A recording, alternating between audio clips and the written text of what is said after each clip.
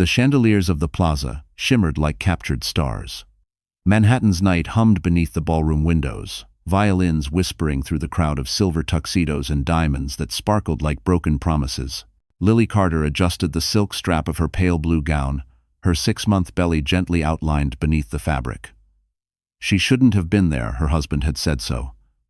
But she believed in one last chance.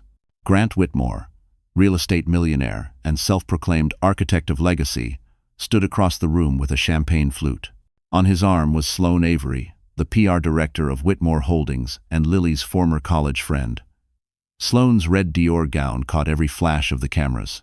Lily's heart clenched when she saw Grant's hand resting on Sloane's waist, possessive, public, cruel.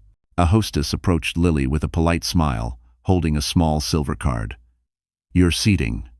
Mrs. Whitmore, Paul." Lily took it and froze. The name printed in elegant gold letters read, Mrs. Sloane Whitmore. Her pulse pounded in her ears. "There must be a mistake," she whispered. The hostess only shrugged and hurried away. Around her, laughter swirled, champagne fizzed, and the world blurred into a cruel stage. She pulled out her iPhone, hands trembling. A message blinked on the screen from an unknown number. "Don't come tonight. They're planning to humiliate you." Her throat tightened. Too late now. She looked up just as Grant raised a toast, his Rolex catching the light. "To new partnerships," he said, smiling toward Sloane. Cameras flashed. No one looked at Lily. The music softened into a waltz. Waiters floated by carrying trays of truffle canapes and sparkling water. Lily tried to steady her breath, clutching the clutch bag that held the ultrasound photo of her baby boy. She thought about their first date at a Starbucks near Columbia University. Grant had once promised, "You'll never feel small beside me." Tonight, every glance made her shrink. Grant approached, smile razor sharp. "You weren't supposed to be here, Lily," he murmured. "You'll ruin the photos." "I'm your wife," she said softly. "Not for long," he replied. His cologne mixed with Sloane's perfume, a sickly sweet scent of betrayal. Her vision blurred. The violin faded. Someone nearby whispered, "That's the crazy wife." Another voice laughed. Lily felt the heat rising in her chest. She turned toward the exit, determined to leave before the tears came. But as she reached the marble stairs, she heard Sloane's laugh behind her, high, confident, victorious. Grant's voice carried through the hall. "Security, escort her out. She doesn't belong here." Gasps rippled through the crowd. The spotlights, merciless and bright, found Lily. A guard stepped forward. "Ma'am, please." She froze. Dozens of eyes pinned her in place. Somewhere, a photographer's flash popped like gunfire. Her hand instinctively went to her belly. "Please," she whispered. "I'm pregnant." Sloane smirked.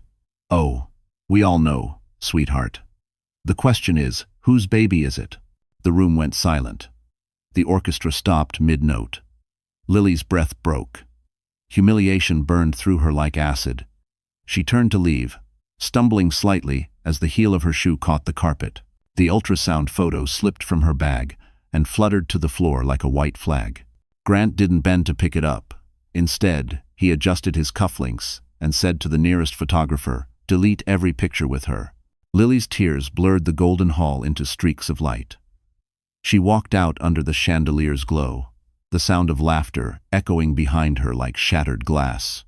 And just as she stepped into the cold night air of Fifth Avenue, a shadow moved across the street, a man in a navy coat with a service dog at his side, watching everything. The cold air outside the plaza sliced through Lily's silk gown like knives. The golden doors behind her closed with a heavy click, muffling the laughter and orchestra inside.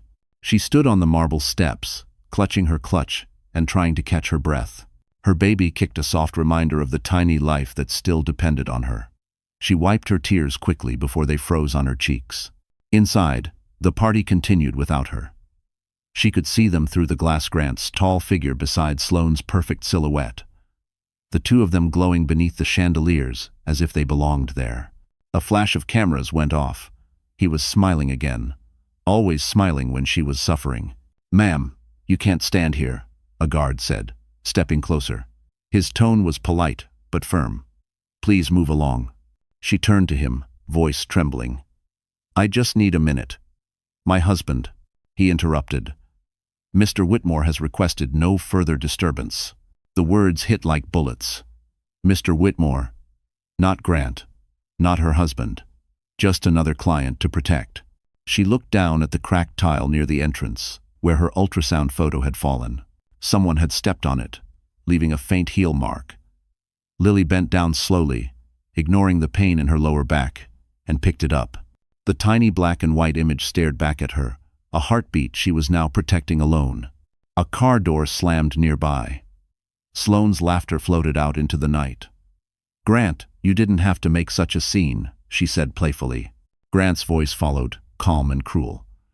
She's been playing the victim long enough. Let her go back to whatever life she had before me. Lily's knees went weak.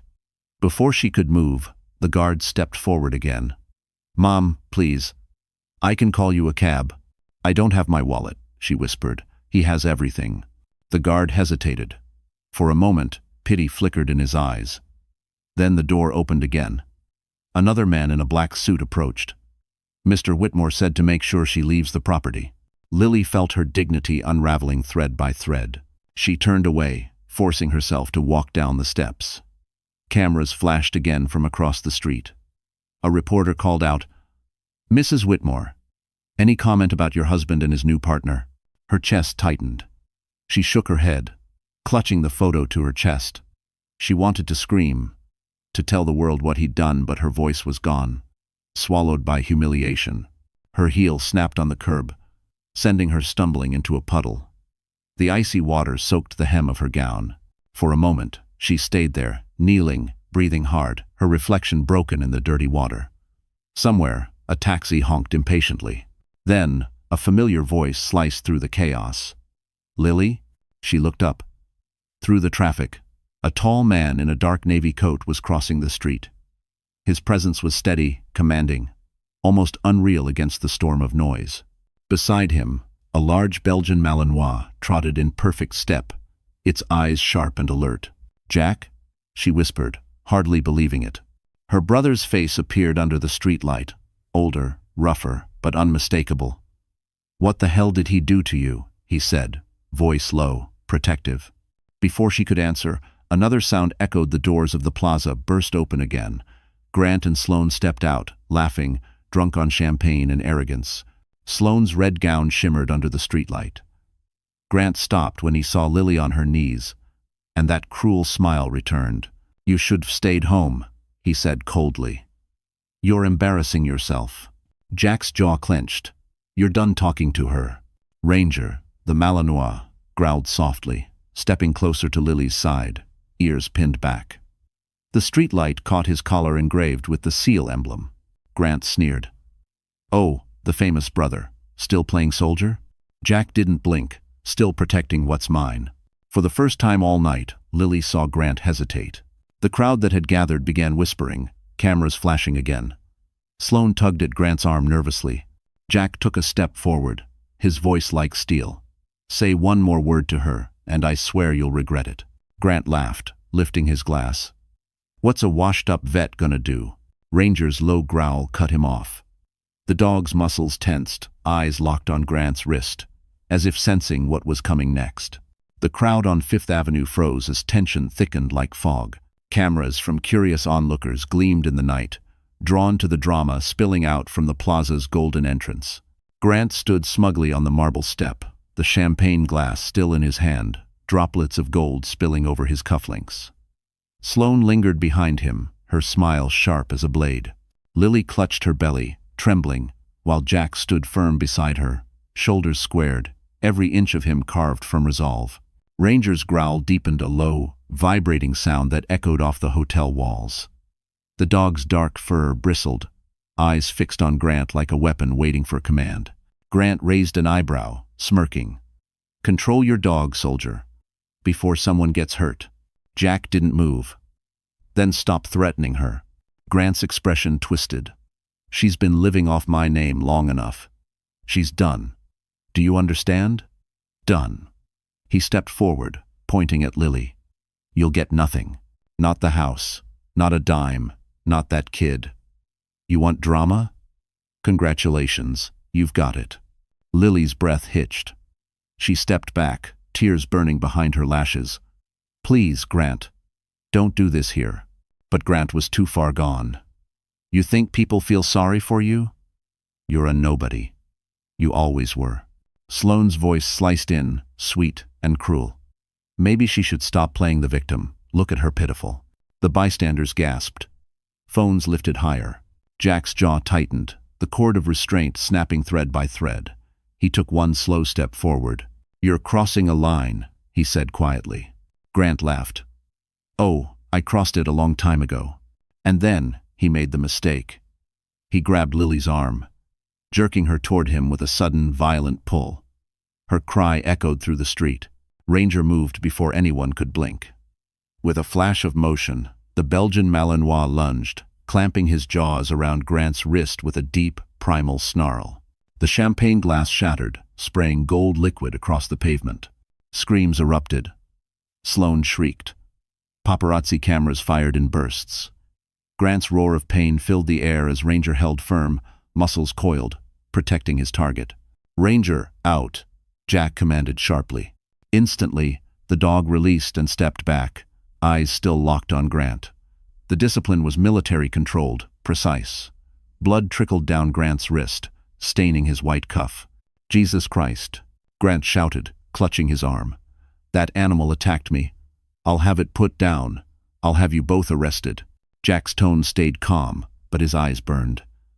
"You laid hands on a pregnant woman. That's assault. And there are a dozen cameras to prove it." He gestured toward the crowd half of Fifth Avenue now recording the spectacle. The flashlights glinted like 1,000 silent witnesses. Sloane stumbled forward, her red gown brushing the curb. "Grant, we have to go." "Not until they pay for this," he snarled, shaking free of her grip. But the blood on his hand made him falter. Reporters were already shouting questions. "Mr. Whitmore, did your wife attack you? Who is the man with the dog? Is it true your wife's been replaced?" Grant's perfect world was collapsing in real time. Every headline was being born in the camera lenses flashing before him. Lily stood frozen, shaking, but safe.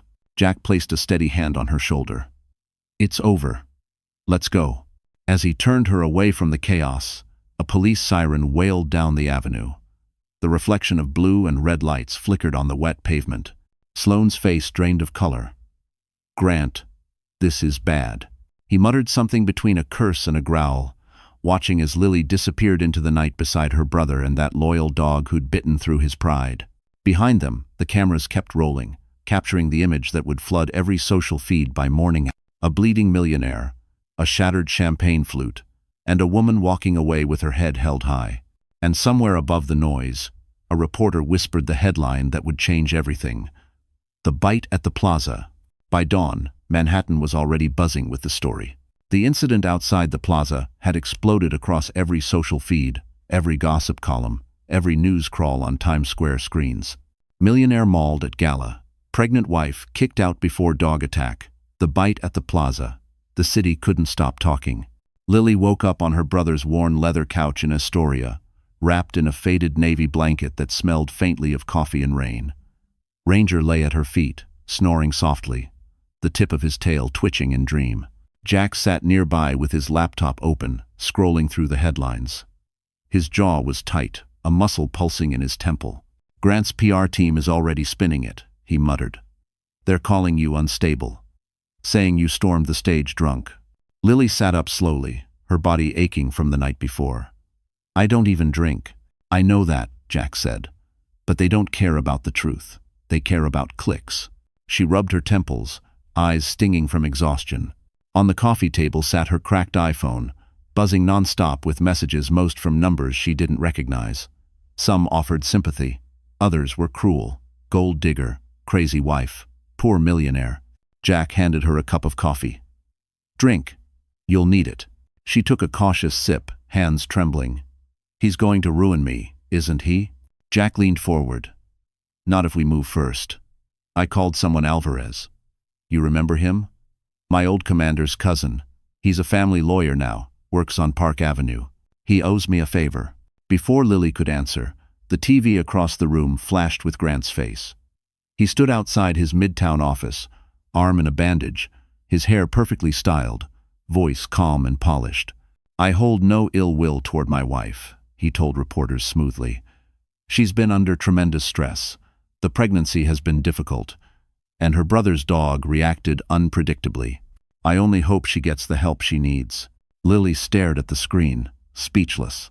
Grant's performance was flawless, every word rehearsed, every sigh measured. He looked like the victim, not the aggressor. Jack slammed the laptop shut. "I swear to God, if I ever see that smug—" "Don't," Lily interrupted softly. "That's what he wants." Outside, the morning light poured through the blinds, cutting sharp lines across the living room. Lily stood and walked to the window. Across the street, a delivery truck rumbled by, plastered with an ad for the Wall Street Journal featuring Grant's company logo. It felt like he was everywhere. Her phone buzzed again. This time, it was a message from an unknown number. "You're done. He'll take everything." She turned pale. "Jack, look." Jack took the phone, eyes narrowing. "It's a burner number. Probably Sloan. Don't answer." Lily sank onto the couch, covering her face. "They won't stop until I break." "Bun." Jack crouched in front of her. "Then we don't break. We fight smarter. They live in the spotlight. We'll use that against them." He opened his laptop again, pulling up a video file labeled Raw Footage, PLZ. It was the original clip from the gala, unedited. In the corner of the frame, Grant could clearly be seen yanking Lily's arm before Ranger lunged. "Here," Jack said, pausing the video. "This proves everything. We'll send it to Alvarez, have him secure a protective order. And if Grant tries to sue, we go public with the full story." Lily's breath steadied. For the first time since the nightmare began, she saw a flicker of hope. But then Jack's phone vibrated. He glanced at it, expression darkening. "What is it?" she asked. "It's Alvarez," he said quietly. "Grant's already hired his firm's senior partner." The hope drained from Lily's face. "So what do we do now?" Jack exhaled slowly, eyes hardening. "We find another way. But I promise you this, sis, he's not getting away with what he did." Outside, sirens wailed faintly over the city hum. Ranger lifted his head, ears twitching, sensing the storm that hadn't passed, only changed form. And as the first headlines of the morning turned Lily into a villain, somewhere in a penthouse on Fifth Avenue, Grant Whitmore raised a glass of champagne and whispered, "Round one is mine." See. Rain slammed against the windows of Jack's apartment that night, a relentless storm pounding the city as if trying to wash away its sins. The glow from a single lamp flickered across the living room, throwing long shadows over piles of newspapers, coffee mugs, and the open laptop showing Grant's smug face on every news outlet. Lily sat on the couch in one of Jack's old hoodies, knees pulled to her chest, her belly round beneath the oversized fabric. She had been silent for hours. The television droned quietly in the background, a reporter discussing the unstable wife of real estate mogul Grant Whitmore. Each word stabbed deeper. Jack stood by the kitchen counter, phone pressed to his ear. "Yeah, I need a lawyer who's not scared of a millionaire with press connections," he said. "Someone who doesn't play golf with the Whitmores." He listened, his face darkening. "No one." "Then find someone outside Manhattan." He ended the call and rubbed his temples. "Every damn firm's turning us down. He's paid them all." Lily looked up, eyes glassy. "Maybe I should just sign whatever he wants. If I stop fighting, maybe he'll leave me alone." Jack turned sharply. "Don't even say that. That's what he's counting on. You give up, he wins." Her voice cracked. "Jack, he already won. Look at me. I've lost my job, my reputation, my home. He made me look crazy." She glanced at the muted TV screen, where an image of her, crying outside the plaza, looped endlessly beneath the headline, "Wife Loses Control at Gala." Jack stepped closer, kneeling in front of her. "You're not crazy. You're pregnant, exhausted, and betrayed by the man who should have protected you. But you're not broken, Lily. Not yet." Her eyes welled with tears. "He told me once that I was lucky to have him, that without his name, I was just another girl from Queens. Maybe he's right." 10. Jack's jaw clenched. "You listen to me. He can take your money, your apartment, your social status, but he'll never own your worth. You hear me? Before Lily could answer, Ranger lifted his head, ears twitching. A soft growl rumbled in his throat. Jack frowned and walked to the window. Across the street, under the orange streetlight, a sleek black Mercedes idled. "Stay here," Jack murmured. He stepped outside, rain soaking his jacket instantly. The Mercedes pulled away, tires hissing on the wet pavement. He caught the first 3 digits of the plate 107, but nothing more. When he came back inside, Lily was staring at her phone. "Grant just texted me," she whispered. Jack froze. "What does it say?" She turned the screen toward him. "You can run, but I own you. And that brother of yours won't protect you forever." Jack's fists clenched. "He's watching us." Ranger let out another low growl, pacing by the door. The air felt charged, electric, dangerous. Lily's voice trembled. "What if he tries to take the baby?" Jack exhaled slowly, forcing calm. "Then we go to the police tomorrow. We file for a restraining order, bring every piece of proof we've got." She nodded weakly, though fear still clouded her eyes. The storm outside roared louder, shaking the windows. Jack sat beside her again, pulling her close. "You're safe here, I promise." But Lily's mind wouldn't quiet. She thought about the look on Grant's face outside the plaza, the cold amusement, the certainty that he would never be touched by consequences. She whispered, "He's not just trying to destroy me, Jack. He's enjoying it." Jack stared into the dark rain beyond the glass. "Then he's about to learn what happens when a seal gets personal." Ranger lay back down at their feet, still alert, his eyes glowing in the lamplight. Outside, thunder rolled through the city like distant artillery. And in a penthouse high above Fifth Avenue, Grant poured another drink, dialing a number on his iPhone, and said coldly, "It's time to make her disappear quietly." Morning crept over Queens in shades of gray. The rain had stopped, but the air felt heavy, swollen with something unseen. Lily stood at the kitchen sink, her reflection pale in the window, clutching a mug of coffee that had long gone cold. She hadn't slept. Every sound from the street below made her flinch. Jack was pacing the small living room, phone to his ear, voice low but tense. "No, I don't care about the risk, Alvarez." He threatened her life. "That's enough to file a protection order." He paused, listening, then muttered, "Fine, noon tomorrow, we'll be there." When he hung up, Lily finally spoke. "What if the police don't believe me? What if he pays them too?" Jack turned, eyes fierce. "Then we'll find someone who can't be bought." Before he could say more, there was a knock at the door. Ranger's ears perked up instantly. He growled once, sharp and warning. Jack motioned for Lily to stay back, unholstered the small Glock from his belt, an old habit that hadn't died since deployment, and opened the door just enough to see. It was Mia. Lily froze. Her former best friend stood there in a beige trench coat, hair sleek, makeup flawless, clutching a designer tote. Her expression was carefully composed, but her eyes darted nervously past Jack into the apartment. "Can I come in?" she asked softly. "Please. I just want to talk to Lily." Jack didn't move. "You've got 30 seconds to explain why you're here." "Grant's out of control," she whispered. "I didn't know how bad it was until now." Lily hesitated, torn between anger and a desperate hope that maybe, just maybe, Mia had come to make things right. Against Jack's warning glance, she nodded slightly. "It's okay. Let her in." Ranger stayed close to Lily, eyes never leaving the guest. Mia stepped inside, glancing around at the cramped apartment, the peeling wallpaper, the military medals lying neatly on the shelf. She sighed. "You shouldn't be here, Lily. You know he's going to find you." "I don't care," Lily said flatly. "What do you want?" Mia swallowed. "I came to warn you. Grant hired someone private security, not cops.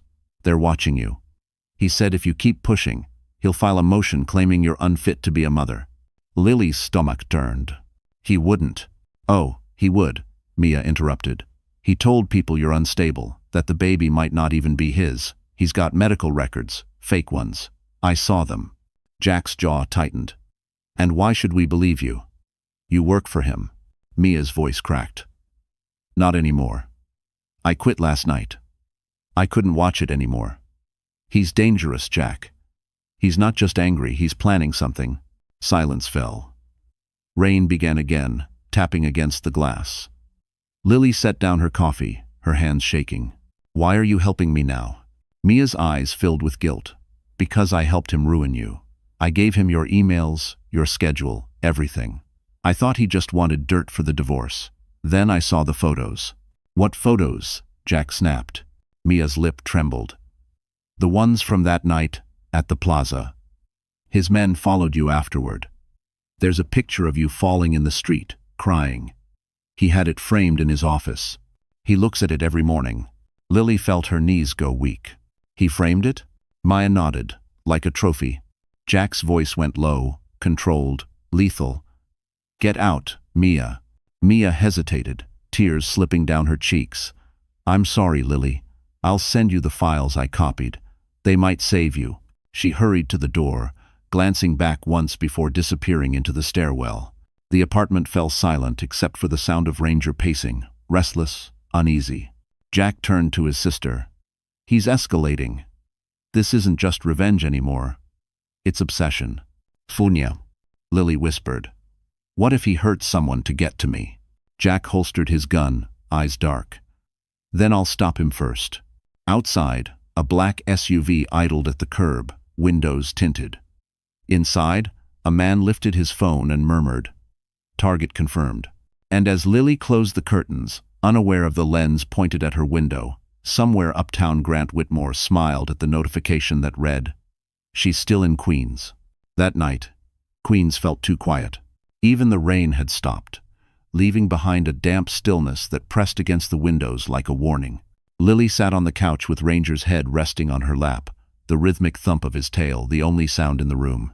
Jack was in the kitchen, hunched over his laptop, working through encrypted files Mia had emailed. The screen flickered with scanned invoices, bank statements, and a dozen receipts from Tiffany, the Ritz-Carlton, and something called Avery PR Solutions. Jack exhaled. He's been funneling charity funds into Sloane's company. It's money laundering disguised as event consulting. He's sloppy, but protected. Lily rubbed her temples. So he's committing fraud. But he's still free while I'm the one hiding. Jack nodded grimly. That's how people like him work. They bury the truth under luxury. Before she could respond, Ranger lifted his head and gave a short bark toward the window. His body went rigid. Jack instantly stood up, reaching for the Glock on the counter. "What is it?" Lily whispered. "Stay behind me," Jack ordered, moving to the blinds. He peeked outside. A black SUV sat parked across the street, headlights off. Two silhouettes inside. Same car as before. "They're watching us again," Jack muttered. Lily's chest tightened. "Should we call the police?" He shook his head. "Without proof they're trespassing. They'll just drive off before cops arrive." Low.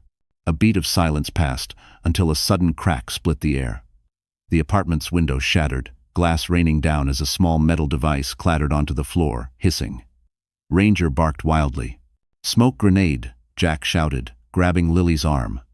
"Go, go." He dragged her toward the fire escape as gray smoke filled the room. The alarm blared. Lily coughed, covering her mouth, her eyes burning. On the street below, the SUV's doors opened. Two men in black masks stepped out. One held a stun baton. The other had a camera. Jack fired a warning shot into the air. "Back off." They hesitated, but only for a second. One of them shouted, "We just need footage, not blood." Jack's mind clicked. They weren't assassins, they were hired to stage another incident. Grant wanted new footage to spin against Lily. He helped her down the fire escape. "Keep moving, Lil. Don't stop." Her foot slipped on the wet metal step, but Jack caught her arm, steadying her. Ranger leapt down first, teeth bared, guarding the alleyway. The two men chased them around the corner, phones recording.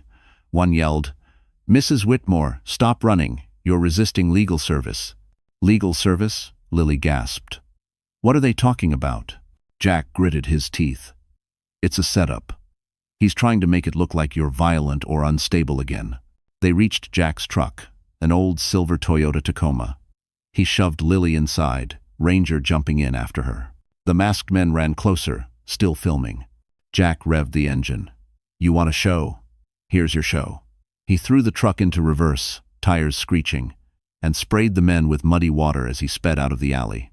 Lily was shaking uncontrollably. "He's insane, Jack. He's actually trying to frame me." Jack's knuckles were white on the steering wheel. "Not trying. He's doing it. He wants you scared, cornered, desperate enough to make a mistake." Her phone buzzed again. Unknown number. One message. "Next time, the dog won't save you." Ranger growled as if he could read the words. Jack took the next turn sharply, heading toward Midtown. "We're not running anymore. Alvarez might be tied up, but I know someone else, an old friend from my unit. He works cyber investigations now. If Grant thinks money can buy everything, he hasn't met a Marine with a grudge." Lily's voice was small. "Do you really think we can beat him?" Jack looked at her, determination hard in his eyes. "We won't beat him by fighting his way. We'll use the truth and his own arrogance to bury him." The city lights flickered on the wet asphalt as they sped across the bridge, leaving Queens behind. And from the penthouse balcony on Fifth Avenue, Grant watched their taillights vanish on his security feed, smiling as he said to Sloane, "Perfect. Now they've officially gone rogue." The city glowed beneath the rain-washed sky as Jack's truck roared down FDR Drive. Manhattan shimmered in the distance, a skyline of power and money that suddenly looked more dangerous than beautiful. Lily sat in the passenger seat, still trembling, one hand on her belly, the other gripping Ranger's collar for comfort. Her phone lay face down in her lap, still buzzing with new threats. Jack drove in silence, his jaw locked. Finally, he said, "We're going to Midtown.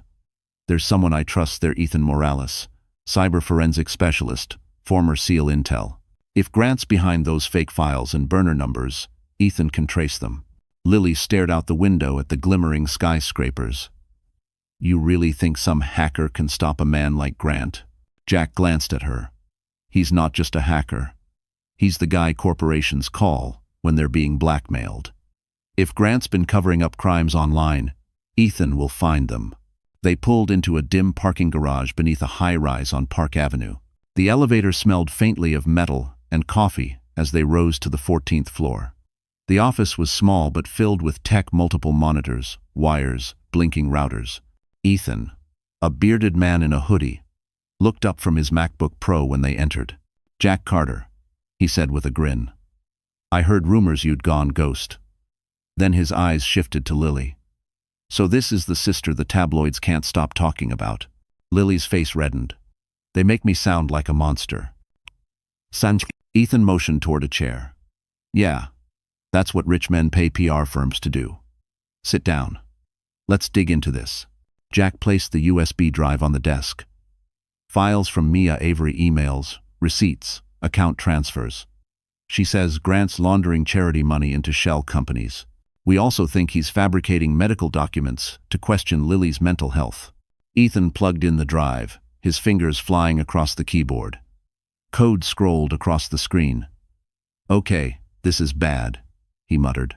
"Really bad. These aren't just shell accounts. These are encrypted under an offshore network in the Cayman Islands. He's hiding millions through Sloane's firm." Lily's stomach turned. "So it's real." "Oh, it's real," Ethan said. "And he's not just stealing money. He's manipulating timestamps on emails to make it look like you harassed him first." Jack leaned closer. "Can you prove it?" Ethan smirked. "Already did." He opened another window, showing digital footprints, IP addresses, all leading back to Whitmore Holdings headquarters, Fifth Avenue. But then his expression shifted. "Hold up." "What?"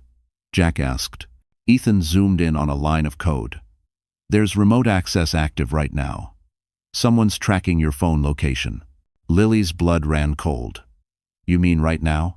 He nodded. "It's a spyware app hidden in one of your text backups. He's been reading your messages, tracking everywhere you go. He knew you were in Queens because your iCloud was compromised." Jack's fists clenched. "That son of a boring," Ethan interrupted. "Don't worry. I can flip it. If we reroute the signal, we can feed him fake GPS data. Make him think you're still hiding in Queens while we gather evidence." Lily looked between them. "You can really do that?" Ethan grinned. "Sweetheart, I've taken down oil companies. A spoiled millionaire's nothing." He typed faster, screens flashing with maps and coordinates. After a tense minute, he leaned back. "Done." his trackers now following an empty apartment in Astoria. Meanwhile, we'll copy everything from his cloud. His private servers syncing to a backup folder named Legacy Vault. That's where his dirty secrets live. Lily exhaled shakily. I don't know how to thank you. Ethan gave her a small smile. You can thank me by surviving this. People like Grant think money makes them untouchable. But digital footprints don't lie. Santry. Jack placed a hand on Ethan's shoulder. You're saving her life. Just doing what I do. Ethan replied. Then, as if on cue, Lily's phone buzzed again, this time with a new number and a new message. You think hiding behind your brother will save you? Look outside. Jack rushed to the window. Parked across the street was a black Mercedes, headlights on. Ethan frowned. They found you faster than I thought. Part. And as Ranger growled, the car door opened and a woman stepped out in heels, holding a white envelope addressed to Lily Carter. The moment the woman stepped out of the Mercedes, the entire office seemed to tighten with tension. Her heels clicked against the wet pavement as she crossed the street, black umbrella tilted just enough to hide her face from passing glances.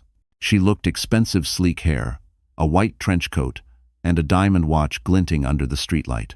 But her eyes, when they lifted toward the building, were cold. Lily's breath hitched. That's her, she whispered. That's Sloane. Jack moved closer to the window, muscles taut. Stay back. She's not here for a chat. Outside, Sloane paused at the lobby entrance, handed the envelope to the doorman, and murmured something.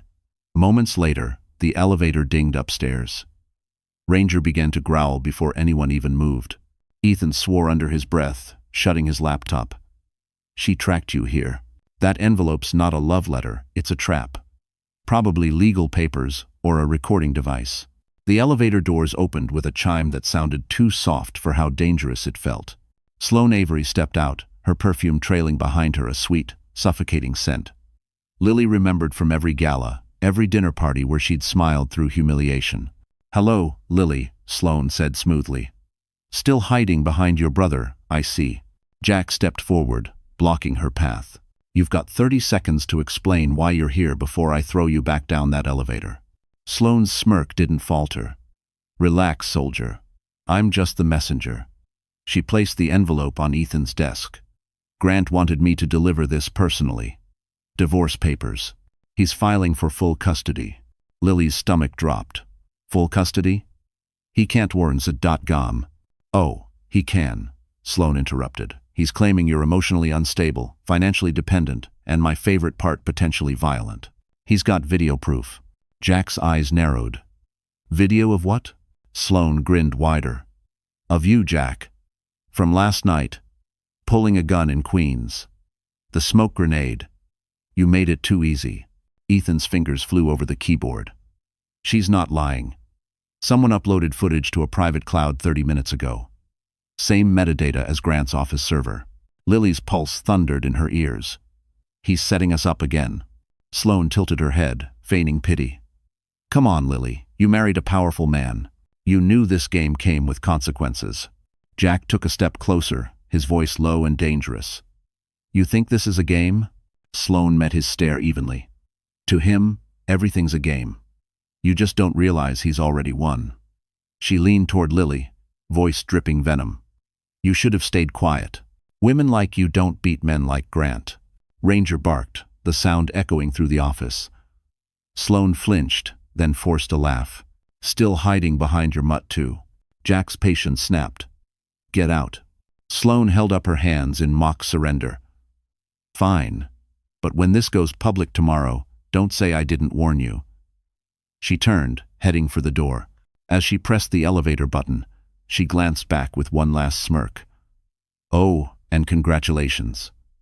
It's a boy, right? Too bad his father's the only one who'll get to raise him.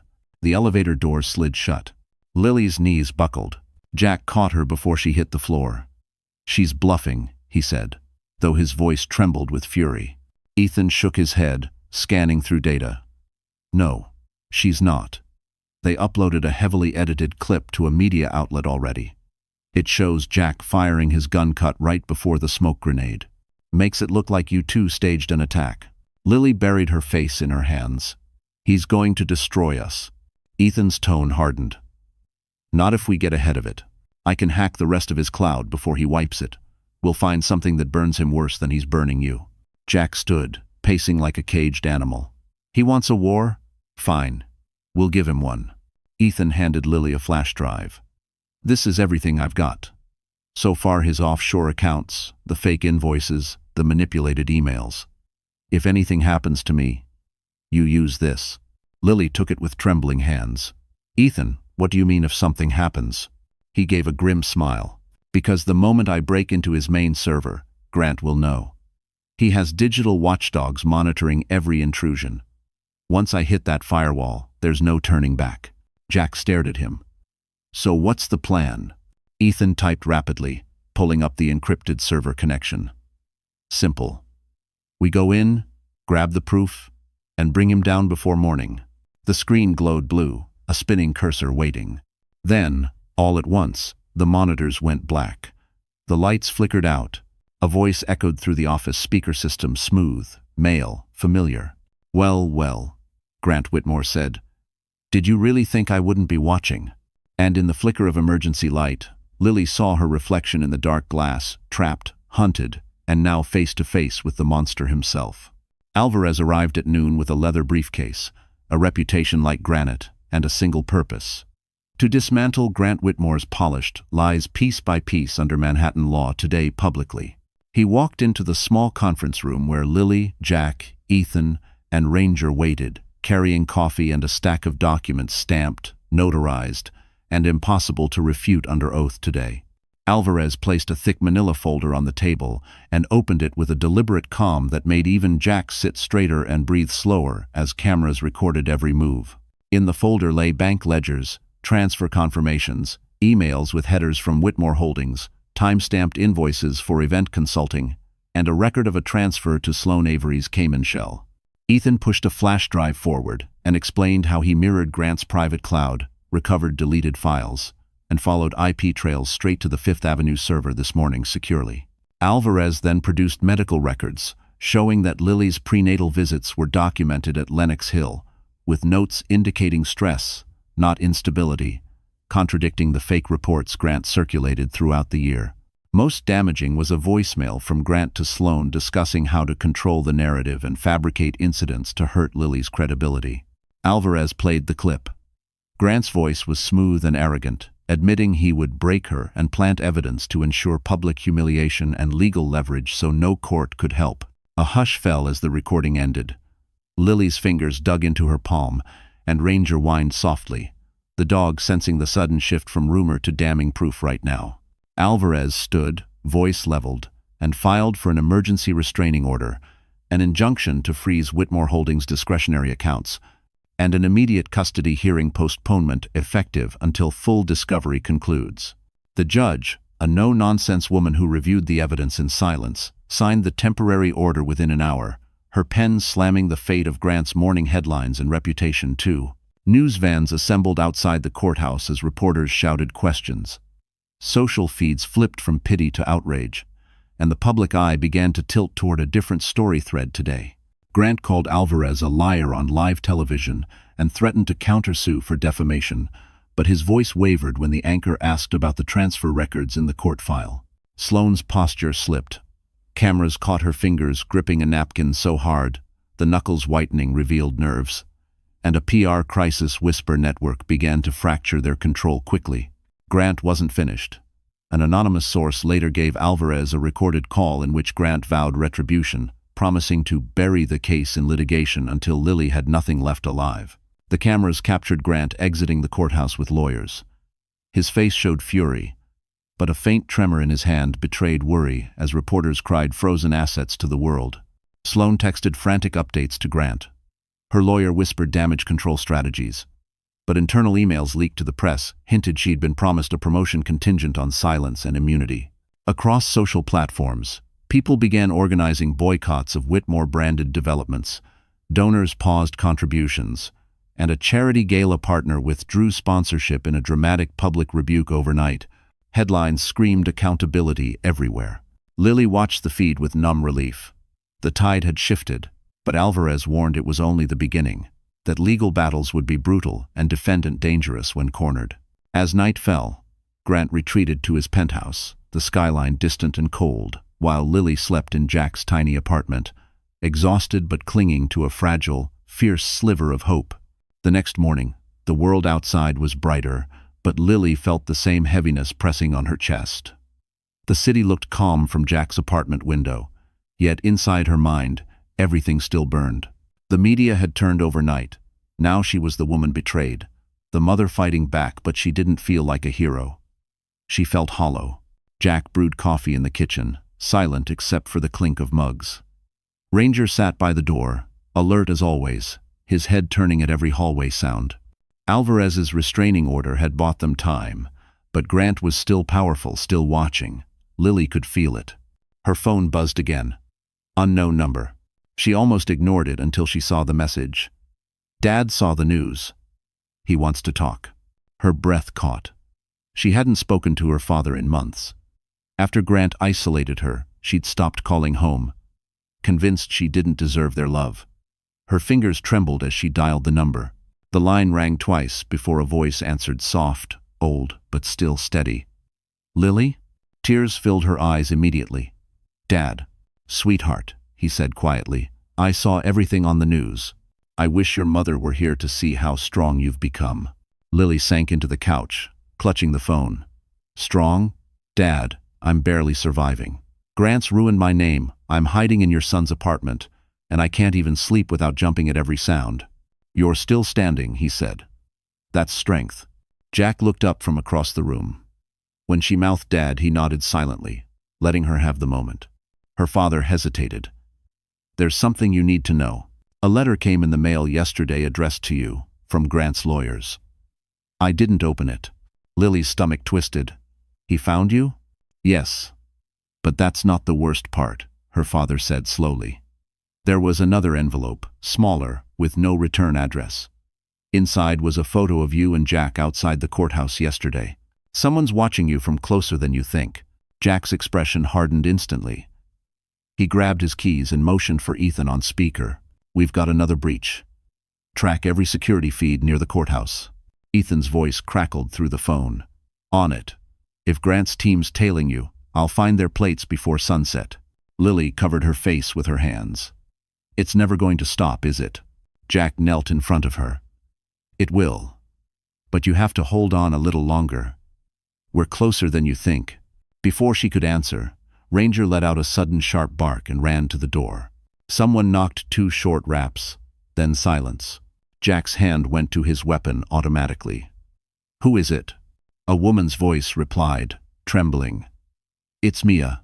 Jack opened the door just enough to see her. She looked wrecked, makeup smudged, eyes red. He's losing control, she said, voice cracking. Grant's panicking. He knows about Ethan's hack. Lily stood. What do you mean? He's sending people to wipe his servers tonight. He's paying off a tech firm to destroy every file that could expose him. Once that's gone, your proof disappears. Jack cursed under his breath. When? Midnight, Mia said. I shouldn't even be here. If he finds out, I warned you. Lily stepped closer. Then don't go back to him. Stay with us. Help us finish this. Mia shook her head. I can't. He still has my family's money tied up in his accounts.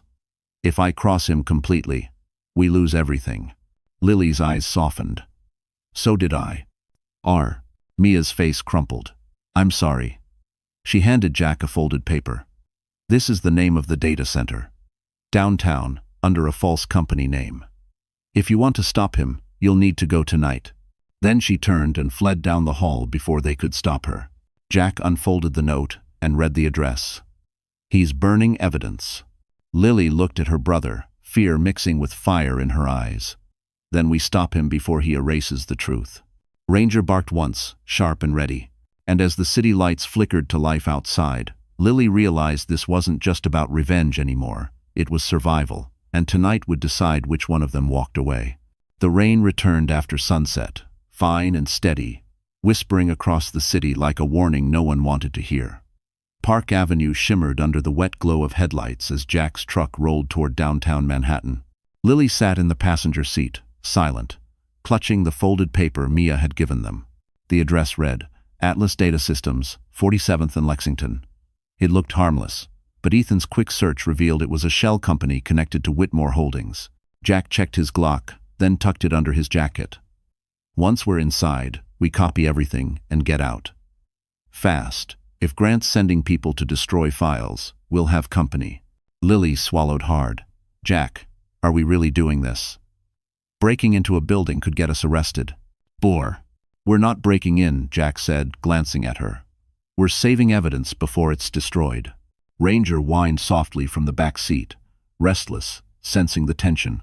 They parked 2 blocks away and met Ethan near the alley. He was soaked, laptop in hand, hood pulled low. Security's tight but lazy, he said. Cameras loop every 60 seconds. I can get us through the service door. Lily's breath clouded in the cold. If Grant catches us. He won't, Ethan interrupted. He's too busy cleaning his public image. But someone else might. Jack nodded. Let's move. The 3 of them slipped through the alley, the sound of rain masking their steps. A single red light blinked above the service door. Ethan pulled out a device the size of a deck of cards and pressed it to the lock. With a soft click, the door opened. Inside, the air was cold and humming with electricity. Rows of servers lined the narrow aisles, blinking with tiny green lights. The floor gleamed white, reflecting their movements like ghosts. Ethan set up his laptop on a workstation. All right, I'm in. Just need 5 minutes to access the primary archive. Lily watched the screen as folders appeared, hundreds of files labeled donors, legal, offshore, Sloan PR, custody. Each one could ruin Grant if the world saw it. Then a noise echoed down the hall. The sound of a door slamming. Jack motioned for silence, drawing his gun. Ranger stood alert, growling low. Footsteps. Slow, deliberate, getting closer. Ethan whispered, "We still have 3 minutes." "Cut it to 1, Jack hissed. From around the corner emerged 2 men in dark suits, earpieces glowing faintly under the fluorescent light. Private security. Grant's. One of them carried a crowbar, the other a flashlight. Jack whispered, "Stay behind me." The men spoke quietly to each other. Boss said, "Clear the place. No witnesses. Grab the drives and burn the rest." "Mind." Lily's heart slammed in her chest. Ranger's growl deepened until Jack raised a hand, signaling restraint. Ethan pressed the final key. Done. Copy complete. He yanked the flash drive free, pocketing it just as the flashlight beam swept their way. "Go," Jack ordered. They bolted toward the exit. The guards shouted, chasing after them. A gun clicked behind them. Jack spun, fired once a warning shot that shattered a ceiling light. Sparks rained down as they ran into the alley. Rain poured harder now, thunder echoing through the canyons of buildings. Ranger leapt into the truck first. Ethan followed, shoving his laptop into a waterproof bag. Jack started the engine as bullets pinged off the rear bumper. Tires screeched against wet asphalt. "Did you get it?" Lily gasped. Ethan nodded, breathless. "Every file. Offshore accounts, false contracts, custody setup. We have everything." Jack glanced in the mirror. The 2 men were already on their phones, shouting for backup. "Then hold on," he said, speeding into traffic. As they merged onto Lexington, Ethan's laptop buzzed a new alert flashing red. "What now?" Lily asked. Ethan frowned. "Grant just triggered a full system purge. He's deleting everything remotely, including his personal vault. Can you stop it?" "I already did," Ethan said, grinning. "I rerouted his purge command. Instead of deleting, it's uploading straight to a secure government archive." Jack barked out a laugh. "You just made him nuke himself." Lily turned to the window, rain streaking down her reflection. "He'll know we did this." Ethan met her gaze. "Good. Now he knows he's not untouchable." And as lightning split the sky over Manhattan, somewhere high above them in his penthouse, Grant Whitmore stared at his frozen computer screen, his secrets flashing upload complete.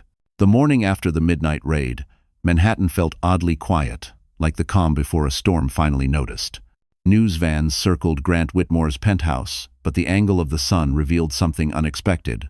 His usual armor of confidence had a hairline crack.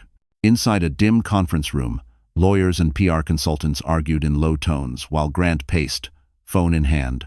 He stared at a single notification that refused to disappear, a government archive confirming the upload of his private vault. At a tiny diner in Queens, Lily sat with Jack and Ethan, nursing tea that had gone lukewarm. The flash drive Ethan had stolen felt heavier than the metal it was made of.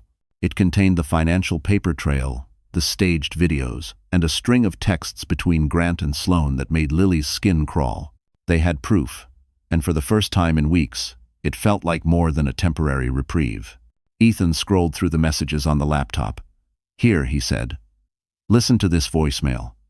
Alvarez had given permission to play it. The room leaned in. Ranger rested his head on Lily's knee. Grant's voice was smug and calculating. "We break her public image, plant the gun story, and we freeze her assets before she can hire counsel.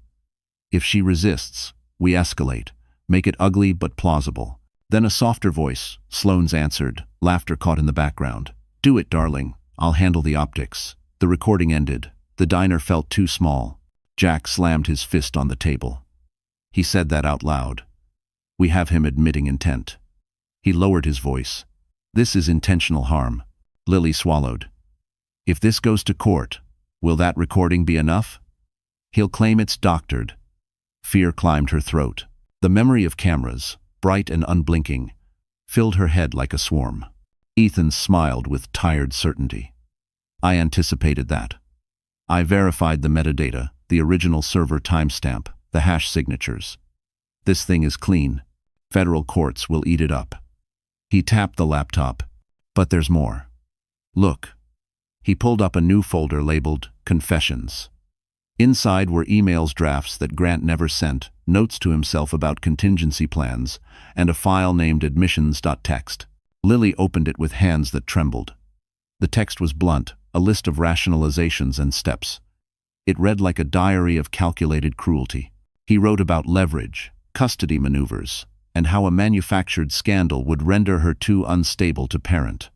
He wrote how Sloane would play the compassionate lover and how donors would be placated. "You kept a diary?" Lily whispered, incredulous and furious. Why would he write that down? Ethan shrugged. Arrogance. Guys like him think paperwork protects them. It does until someone copies the paperwork to a flash drive and uploads it to a government server. The diner's afternoon crowd shifted in and out, oblivious. Lily folded the text into her mind like a map to freedom. "We need to get this to Alvarez," she said. "And to the press. All at once." Jack sat back, thinking like a strategist. "We can't just dump everything. If the press runs a half-baked story, Grant's lawyers will bury it. We coordinate, file to court, then timed release to media partners. We leak the admissions file as a smoking gun after the injunction confirms the freeze. It will blow him apart." Ethan nodded. "And the timing has to be immediate. He'll retaliate fast. We preempt his countersue by making the legal record undeniable." Lily pictured Grant cornered, his voice played back, and something fierce warmed her chest. The courthouse smelled like coffee and celluloid paper files stacked, plastic chairs rubbing under anxious legs, cameras ready like predators. Inside courtroom 12B, the gallery filled with reporters, donors, and a scattering of Whitmore's usual patrons in tailored coats. Lily sat beside Alvarez, Jack behind her like a quiet wall, Ranger unseen but loyal waiting in the van. The judge entered, robes whispering, and everyone rose.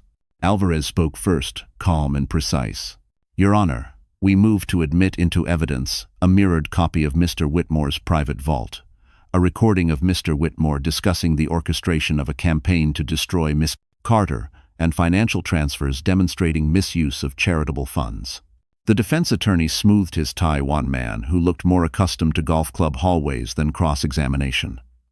"Objection, Your Honor," he said. "The plaintiff is presenting illegally obtained material.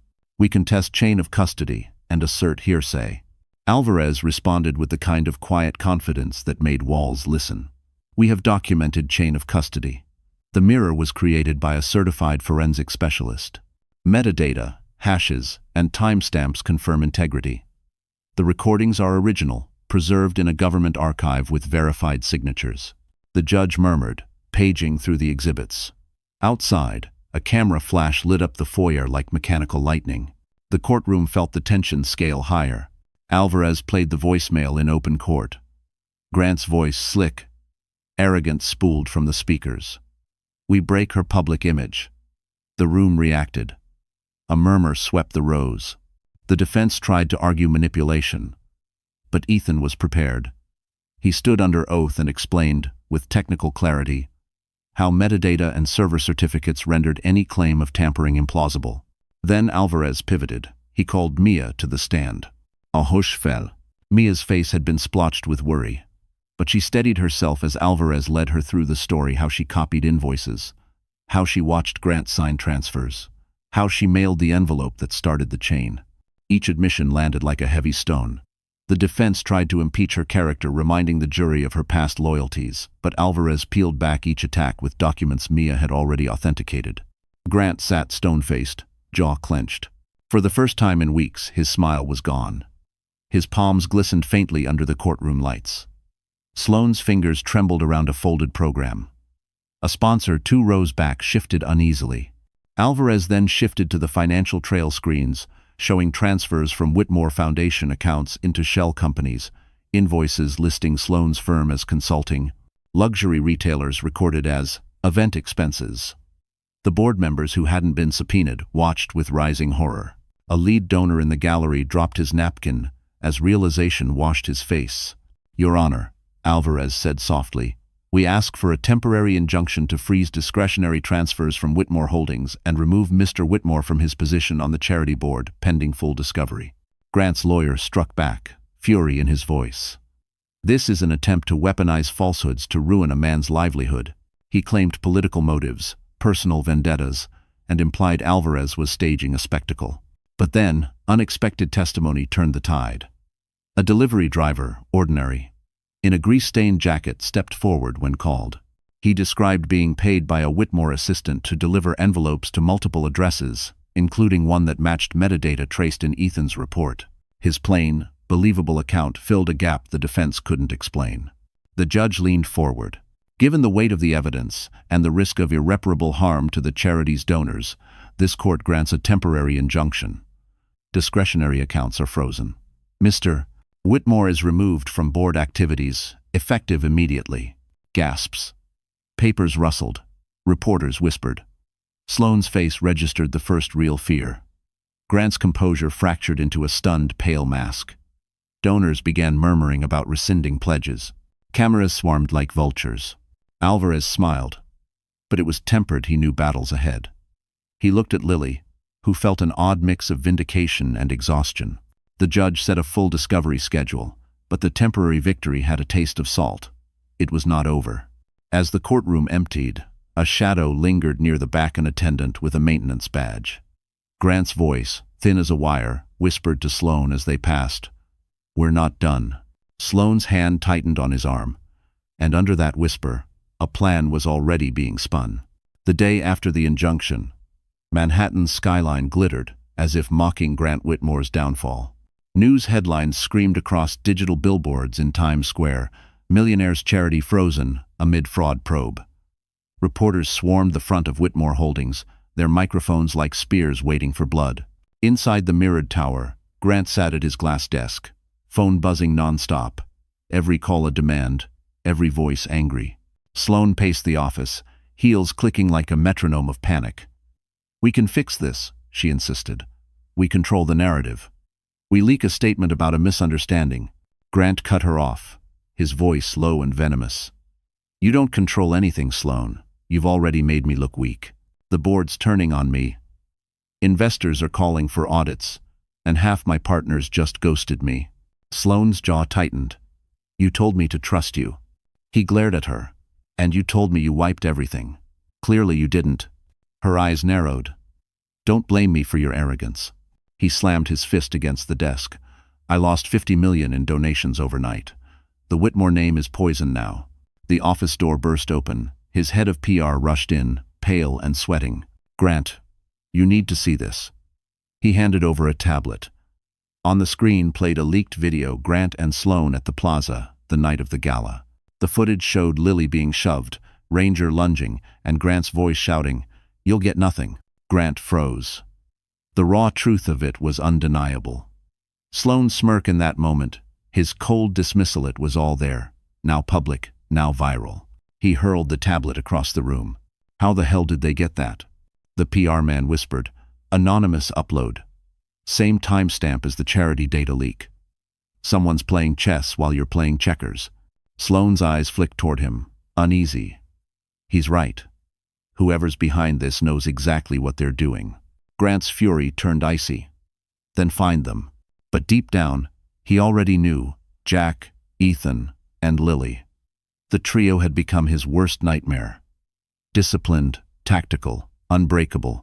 That afternoon, as chaos consumed Whitmore Holdings, Lily sat quietly in Alvarez's office on Park Avenue.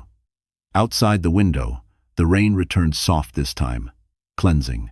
She was exhausted, hollowed out by weeks of fear, but now there was something new in her chest, steady resolve. Alvarez set down his pen. We've gained momentum. The court will expand discovery next week. And with the financial evidence secure, the fraud charges will stick. But there's more. His board is considering removing him permanently. Lily nodded slowly. He built that company to feel untouchable. Watching him lose it, it feels strange. I thought I'd feel revenge, but all I feel is relief. Jack, sitting near the window, cracked a faint grin. Relief is victory enough. Ethan entered, holding a printout. You'll want to see this. Whitmore stock dropped 32% this morning. The board filed an internal vote of no confidence. And guess what? His name's trending under Whitmore exposed. Lily stared at the headline, then closed her eyes. It's happening, isn't it? The empire's falling. Ethan nodded, and he knows it. Back at Whitmore Holdings, Grant stood alone in his once glorious corner office. Phones rang unanswered. His assistant quit by email. The Rolex on his wrist suddenly felt too tight, the skyline outside too far away. Sloane appeared in the doorway. They're calling for your resignation. One? He didn't look up. Get out. Grant. Out, he roared. Voice cracking. For the first time, she obeyed without a word. He poured himself a drink, but his hand trembled so badly the glass slipped, whiskey spilling across the marble desk. The brown liquid pooled around a framed photo him and Lily, smiling at their wedding in Central Park. For a long moment, he stared at it, eyes hollow. Then he threw the frame against the wall. Down on the street, cameras captured him storming out of the building, shouting into his phone, face red with rage. The caption under every photo that flooded the internet that night read, "From Gala King to Fallen Fraud." And in a quiet apartment miles away, Lily watched the footage, one hand resting on her belly, whispering, "You'll never hurt us again." Outside, the storm finally broke into sunlight. The world was still spinning from the Whitmore scandal when a new player stepped into the story. 2 days after Grant's public breakdown, a man in a worn brown jacket walked into Alvarez's office. His name was Marcus Reed, former chauffeur for Whitmore Holdings. His hands shook as he removed a small digital recorder from his pocket. "I don't want money," Marcus said, voice low but steady. "I just want to tell the truth before he silences me too." Lily, Jack, and Alvarez exchanged glances. Alvarez leaned forward. "You worked for Mr. Whitmore?" "For 7 years," Marcus replied. "I drove him to every gala, every secret meeting, and I recorded everything just in case." Alvarez frowned. "Why record your employer?" Marcus gave a humorless smile. "Because I knew one day I'd need proof to protect myself. Grant doesn't just destroy people in business, he destroys them for fun." He pressed play. The recording crackled, then filled the room with Grant's unmistakable voice. "Transfer the funds to the Cayman account. If the auditors ask, it's a strategic loan. And make sure Sloane files that fake invoice under event decor. No one ever questions pretty paperwork." Lily's stomach turned. The sound of his voice still made her skin crawl. Marcus pressed play again. Another clip, Grant laughing. "You know what the best part is, Sloane? She'll never see it coming. She'll think she left me. But really, I'll leave her with nothing, just like I planned from day one." Ton. Jack's jaw clenched. He was planning it all along. Marcus nodded. "He bragged about it. Every night in that damn car. He thought I was invisible." Alvarez exhaled slowly. "Mr. Reed, these recordings could change the entire case. Are you willing to testify? Marcus hesitated. He's got people watching me. After the story broke, I found a GPS tracker under my car. If I testify, I need protection. Jack leaned forward. You'll have it. I'll see to it personally. 1. The man looked relieved, shoulders sagging. Then I'm in. I've got more recordings of him threatening city inspectors, bribing donors, talking about the night of the gala. He called it performance art. Said making her cry in front of cameras was brand genius. Lily covered her mouth, shaking her head. He called my humiliation art. Marcus's expression hardened. To him, everything was theater. Even cruelty. Alvarez stood, gathering the evidence. We'll submit these to the DA first thing tomorrow. This pushes us from civil fraud into criminal conspiracy. He won't walk away from this. Jack placed a hand on Lily's shoulder. He's running out of shields. Ethan burst into the room, phone in hand. You're gonna want to see this. Grant just held a press conference. They crowded around the phone. On screen, Grant stood behind a podium, face pale but defiant. These allegations are fabricated. I have been extorted by my unstable ex-wife and her criminal brother. Any supposed evidence is the result of illegal hacking. He paused, smirked for the cameras. I intend to clear my name in court. No one humiliates me without consequence. Jack muttered. He's still bluffing, but Ethan pointed to the scrolling news ticker. No, he's retaliating. He just filed a defamation suit for $100 million. Alvarez's brow furrowed. He's trying to bury us in paperwork, stall the criminal case. Lily straightened. Resolve, replacing fear. Then we fight twice as hard. I won't be bullied into silence again. Marcus nodded. There's one more thing. The night he fired me, he said something strange. He told Sloan, if it ever gets bad, call Evan. I didn't know who that was until I saw today's news. Ethan looked up. Who's Evan? Marcus slid a photo across the desk, a man in sunglasses, standing beside Grant's Mercedes. Evan Cross. His fixer. Ex-private security. Ex-black ops.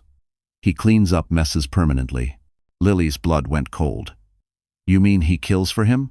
Marcus didn't answer, but his eyes said everything. And as thunder rolled over Manhattan again, Jack's phone buzzed with a single text from an unknown number. You can't protect her forever.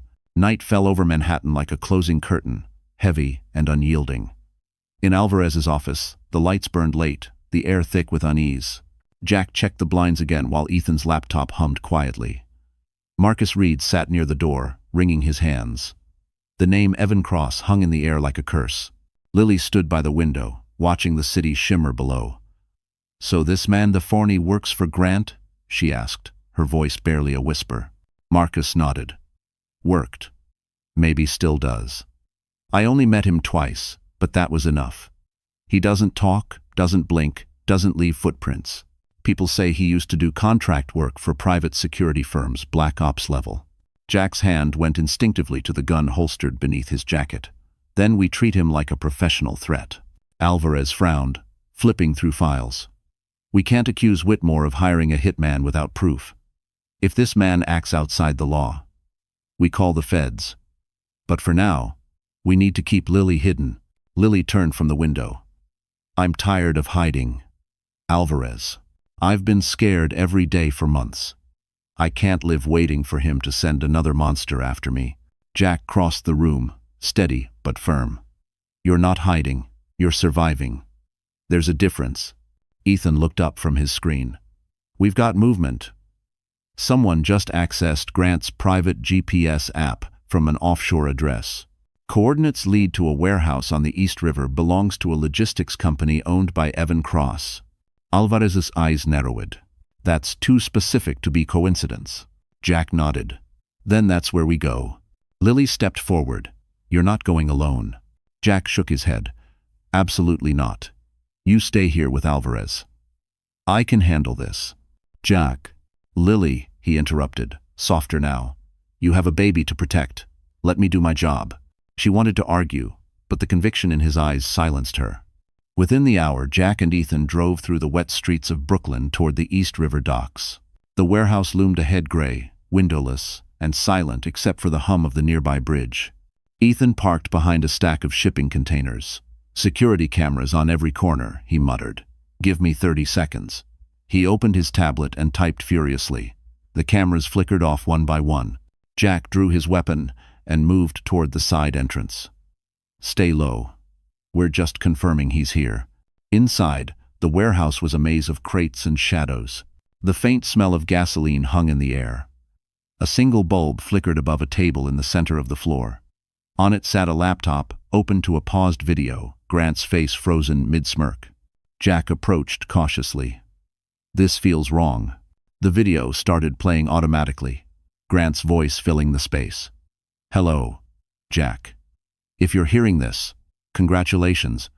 You're predictable." Ethan cursed under his breath. "It's a setup." A red light blinked on the laptop. A hidden camera. Grant's pre-recorded voice continued, mocking and calm. "You think you're the soldier saving the helpless? You're the bait. My man Evan will take care of the rest." The sound of footsteps echoed behind them. Heavy, deliberate. Jack turned, weapon raised. Out of the shadows stepped a tall man in a black coat, his face expressionless, eyes like glass. "Evan Cross. You shouldn't have come here," he said quietly. Jack fired a warning shot. Evan didn't flinch. He stepped closer, movements smooth, controlled. Then, faster than thought, he kicked the gun from Jack's hand. The two collided, crashing into a stack of crates. Ethan grabbed the laptop and sprinted for the door. Jack blocked a blow, swung back, but Evan caught his arm and twisted. Pain shot through him. Outside, Ethan yelled, "Jack, move." He jumped into the truck and slammed the horn. The blaring sound startled Evan just long enough for Jack to break free and tackle him into a metal beam. Jack backed away, panting, weaponless but alive. "Tell Grant I'm coming for him." Evan straightened, blood on his lip, and smiled faintly. "He already knows." Jack dove for the exit as the first explosion tore through the far end of the warehouse. Fire blossomed across the crates, Grant's final insurance policy. Ethan floored the truck as Jack leapt inside. Behind them, the warehouse erupted in flames, lighting the river orange. And in his penthouse above the city, Grant watched the explosion live on his phone, whispering, "Goodbye, Carter." But the smirk faded when he realized one figure was still running from the fire alive. Flames still painted the East River orange long after midnight. Fire trucks screamed through the smoke. But Jack and Ethan were already gone, their truck swallowed by the Manhattan skyline. The city glowed in the distance, cold and indifferent. Jack's arm bled where Evan had twisted it, but he barely noticed. His mind replayed the explosion again and again, Grant's smirk flickering in the fire. Ethan drove fast, jaw clenched. That wasn't just a trap. That was a message. He knew we'd come. Jack pressed a rag against his arm. "Then it's time we send one back." Back in Alvarez's office, Lily jolted awake at the sound of the door bursting open. Jack stepped in, soot on his face, shirt torn, eyes sharp. Ranger barked once, half in relief, half in warning. "Jack." Lily rushed forward. "Are you hurt?" "What happened?" He exhaled. "He tried to blow us up, but we got out." Alvarez stood, face pale. "You mean Grant tried to kill you?" Ethan nodded grimly. "His fixer, Evan Cross, was there. We have it on video. The warehouse cameras uploaded to cloud storage before the explosion. We've got him on tape trying to murder Jack." Lily's hands shook. "So this is it. We can finally prove he's dangerous." "Song." Alvarez walked to the window, thinking fast. "If we go to the police now, they'll open a criminal investigation. But Grant still has influence.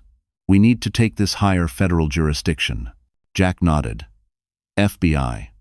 Corruption, attempted murder, fraud, it's all connected."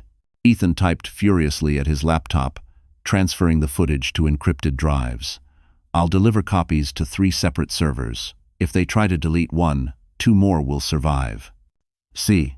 Lily took a deep breath, watching him work. For the first time in months, she felt something close to hope. He can't cover this up forever. But outside, across the city, Grant was already planning his counterstrike. In his penthouse, Surrounded by shattered whiskey glasses and crumpled legal notices, Grant paced like a man cornered. The television showed his face under the headline, "Whitmore under federal scrutiny." He muted it, disgusted. Sloane stood near the bar, pale, silent. "It's over, Grant," she said softly. "You can't win this." He turned on her, eyes blazing. "I built everything from nothing. I made this city respect me." "You made them fear you," she replied. "There's a difference." He grabbed her wrist. "You're not walking away." Her voice trembled. "Let me go." He didn't. Not until her other hand raised the phone she'd been recording him with the entire time. "You just gave me what I needed," she whispered, backing away. "You're finished." 5. Grant froze. She ran before he could reach her. Back downtown, Alvarez's phone buzzed. It was an encrypted message from an unknown number. He read it, frowned, and passed it to Lily. It was a video file, Sloane's recording of Grant's outburst. Lily pressed play. Grant's voice filled the room, furious, raw. "I'll bury her. I don't care who I have to pay or kill." Jack's eyes hardened. He just confessed. Alvarez looked stunned. "Where did this come from?" Ethan traced the data. Anonymous upload. "But the signature matches Sloane Avery's device." Lily whispered. She turned on him. Jack nodded slowly. "She knows he'll destroy her next." The room fell silent except for the faint hum of city noise. Alvarez straightened. "This is it. We take everything, videos, recordings, Marcus's testimony, and we go federal. By morning, the FBI will have warrants for Whitmore Holdings and Grant's accounts." Lily's voice was steady now. "And I'll be there when they take him away." 1. Hours later, as dawn painted the skyline pink, black SUVs lined up in front of Whitmore Holdings. Agents poured inside, badges flashing, while reporters screamed questions from behind barriers. Grant watched from his balcony, a haunted figure in an empty palace. For a moment, he almost smiled as if he couldn't believe the empire he built was burning before his eyes. But when the first agent called his name, the smile vanished. And miles away, Lily stood by the window, the morning sun warming her face, whispering, "Justice doesn't always roar. Sometimes it arrives in silence and handcuffs." The courthouse on Center Street was surrounded by flashing lights and voices rising like waves. Camera crews, reporters, and protesters crowded the marble steps as federal agents escorted Grant Whitmore inside, handcuffed, pale, and furious. The city that once adored him now watched with sharpened eyes. Headlines scrolled across every screen. Whitmore indicted on fraud, conspiracy, and attempted murder.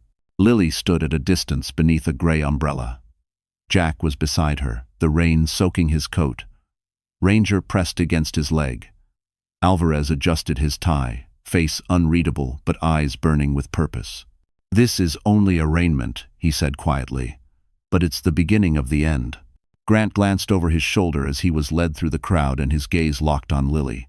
For a brief, chilling second, the world shrank to that stare. The man who once vowed to love her now, glaring with hate so pure it almost felt holy. Then the agents pushed him forward. Inside the courtroom, marble gleamed under sterile light. The judge read the charges aloud, her voice steady and clipped. Conspiracy to commit fraud, money laundering, attempted homicide, tampering with evidence, defamation. Each word hit the room like a hammer. Grant's attorney rose smoothly, a polished man in an immaculate navy suit. "My client pleads not guilty to all charges. The evidence against him is circumstantial, the recordings illegally obtained, and the witnesses compromised by personal bias." Alvarez stood next. "Your Honor, the prosecution possesses authenticated recordings, bank statements, testimony from multiple insiders, and video footage placing the defendant's hired contractor, Evan Cross, at the scene of an attempted bombing." The judge nodded. "The evidence will speak for itself." At the prosecution table, Marcus Reed adjusted his collar, nervous but resolute. Lily could see him trembling slightly. When called, he approached the stand, swore in, and began recounting everything. The car rides, the threats, the conversations about breaking her. His voice cracked halfway through, but the truth carried weight no polish could hide. Grant's lawyer tried to discredit him. "Mr. Reed, Isn't it true you were terminated from Mr. Whitmore's service for misconduct? Marcus met his gaze evenly. I quit. The night I realized I was driving a man who thought ruining lives was a hobby. The courtroom murmured. Next came Mia. She wore a simple black suit, eyes rimmed red.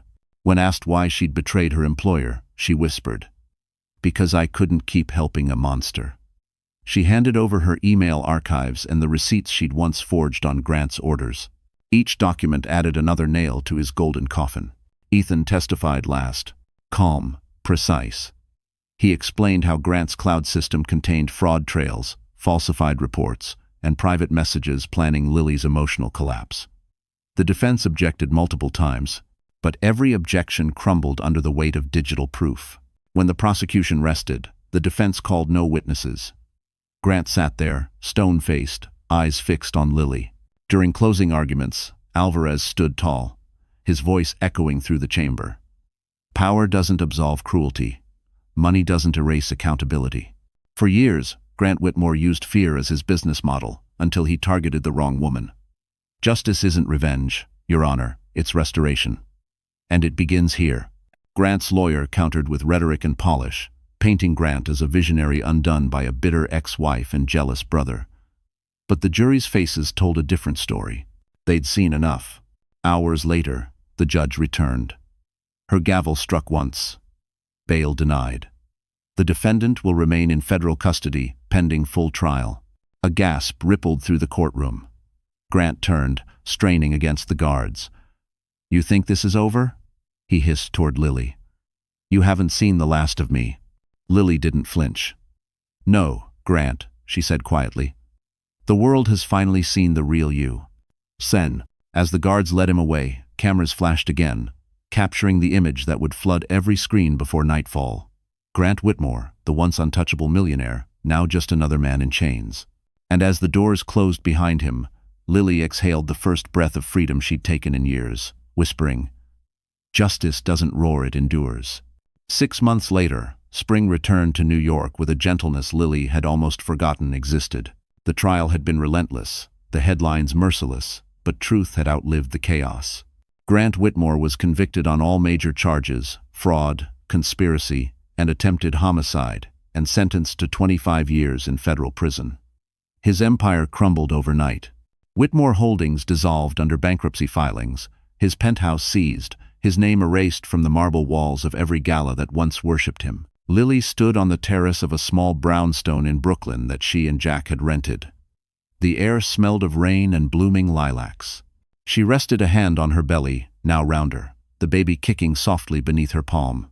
Ranger lay nearby, tail flicking lazily, his loyalty unshaken. Jack stepped outside, coffee in hand. His arm, once bruised and bandaged, had healed into a scar, a reminder of what they'd survived. "You okay?" he asked quietly. She smiled faintly. "For the first time in years, I think I am." He leaned on the railing beside her, watching the sunrise spill gold across the skyline. "You know, when I came back from deployment, I thought I'd seen every kind of war. But this, what you went through, it was worse." She shook her head. "You fought enemies who wore uniforms. I fought one who wore a wedding ring." They both went silent, the truth of it hanging between them. Downstairs, Alvarez was packing up documents. The case was over, but he had come to deliver the final paperwork. Restitution for Lily, legal guardianship of her unborn child secured, and full immunity from Grant's final countersuits. He joined them on the terrace with a satisfied grin. "It's official," Alvarez said. "Every account Grant hid offshore has been recovered. The charity funds will go to rebuilding shelters for women in crisis." "I thought you'd like that." Lily's eyes softened. "That's exactly what he would hated." My. Alvarez chuckled. "Which makes it perfect." He glanced at Jack. "Your testimony helped seal the attempted murder charge. Without that footage, he might have walked." Jack shrugged modestly. "Team effort." A knock came at the front door. Ranger's ears perked up. Lily descended the stairs slowly, opening the door to find Mia standing there, holding a small box tied with a ribbon. "I figured you wouldn't want flowers," Mia said, offering a tentative smile. "So I brought this instead." 1. Inside the box was a USB drive labeled Legacy Project. It's all the footage, the trial, the testimony, every document Alvarez declassified. I thought, maybe we could use it to tell your story. For others. Lily blinked back tears. You mean like a documentary? Mia nodded. For the women who don't have brothers who can fight for them. Jack's voice came from behind her. We'll produce it together. I know a few veterans who can help with funding. Real people need to see what monsters in suits look like. Mia smiled. Then, we'll do it right. Later that afternoon, they gathered at the park near the river. The city skyline shimmered across the water, familiar but distant. Alvarez sat on a bench, reading quietly. Ethan called from San Francisco, saying the FBI had officially closed the digital investigation. You're free, Lily. Completely, he said over the phone. Grant's world is gone. And yours, well, it's just beginning. Hull. As she hung up, a breeze lifted her hair. Jack was laughing with a child nearby who fed crumbs to pigeons. For a fleeting moment, everything felt whole again. She looked up at the horizon, the same skyline where her nightmare began, and whispered, Justice wasn't revenge. It was remembering who I was before him. Jack turned to her, smiling. Ready to go home? She nodded. Yeah, let's go home. Ranger barked once, chasing the last pigeon as they walked toward the sunset together. Behind them, the city buzzed on, unaware that one woman's quiet strength had brought down an empire. And as the sky turned from gold to violet, Lily Carter, the woman once broken, walked into a new dawn, free, fearless, and finally unafraid of her own story. So that's how our story ends, my dear friends. You're still here, aren't you? If you've stayed with me until this moment, it means something in this journey has touched your heart in a way words can't quite explain.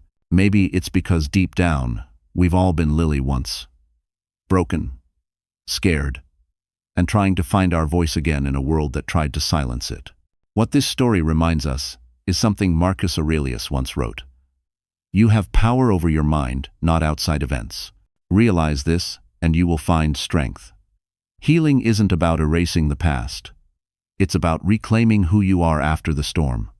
True strength is quiet, steady, and often born from pain. So tonight, wherever you are, remember this. Your story isn't over just because someone tried to end it. You have the power to rewrite it, to rise, rebuild, and rediscover your worth. If this story stirred something in you, give it a like, share it with someone who needs to hear it, and don't forget to subscribe, because here, we tell stories that heal, not just with words, but with truth.